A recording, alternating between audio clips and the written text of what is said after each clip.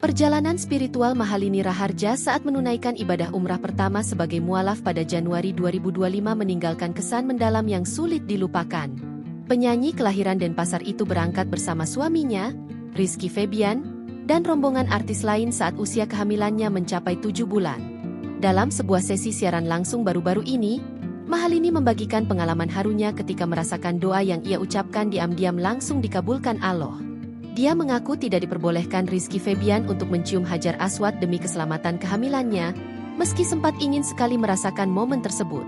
Namun di tengah tawaf, Mahalini justru mendapatkan pengalaman spiritual yang jauh lebih berharga dari sekadar mencium batu hitam suci itu. Tapi kalian percaya nggak? Waktu itu aku cuma bilang dalam hati, "Ya Allah, saya nggak diizinin buat nyium Hajar Aswad sama suami saya," tuturnya. Ibu satu anak itu melanjutkan dengan suara bergetar, "Kalau engkau berkenan, boleh nggak saya sedikitnya melihat makam Ibrahim?" "Aku cuma minta itu," ujarnya. Keajaiban pun terjadi saat tiba-tiba jalur menuju makam Nabi Ibrahim terbuka lebar di tengah lautan jamaah yang padat dan sulit ditembus.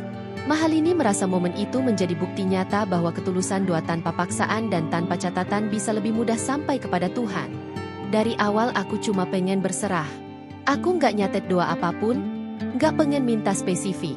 Aku cuma mau curhat unek-unek sama Allah," ungkapnya tulus. Download Tribun X sekarang, menghadirkan lokal menjadi Indonesia.